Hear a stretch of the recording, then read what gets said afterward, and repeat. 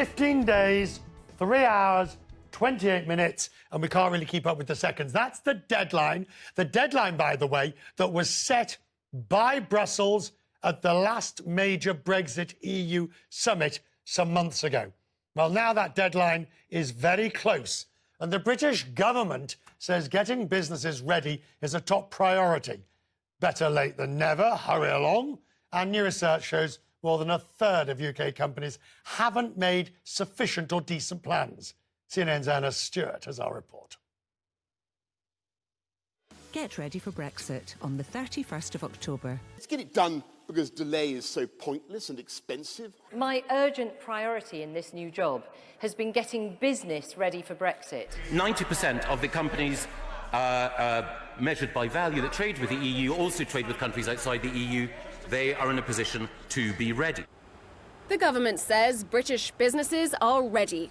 This one, a fruit and vegetable crisp maker in Kent, doesn't agree. I'm a business person, I import, I export. I'm not ready, I don't feel ready. We don't even know what the rules and regulations are going to be. We don't know under what terms we're going to leave.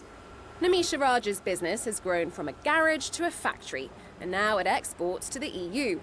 When the last Brexit deadline approached in March, Raja battened down the hatches.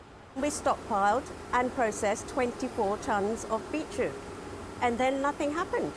This time, Nims isn't stockpiling. It's expensive, it may be unnecessary, and Brexit is already costing them. We buy a lot of produce, as I said, from the EU and also from South America. So the pound jumping up and down has been an absolute nightmare. And invariably, the day after I pay the invoice or 10 minutes after I pay the invoice, the pound's jumped up, you know, and I've lost a little bit of money. But yes, so there's a huge amount of uncertainty. So buying in's costing me a lot more. Raja doesn't want to raise prices, but worries she may have to. And she isn't alone. Santander Bank says Brexit has already had a negative impact on 63% of British businesses.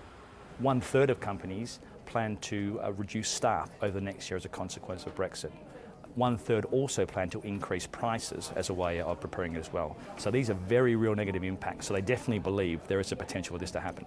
And the report finds that over 1/3 of British businesses aren't ready for Brexit. The UK government told CNN it's a top priority.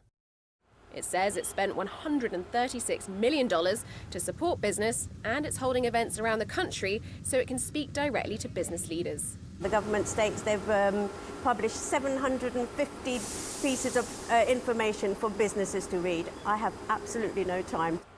And with the deadline of October 31st fast approaching, these businesses are running out of time. Anna Stewart, CNN, Kent. I have to say, those crisps and chips are extremely good. She brought some back to the office and they went like wildfire.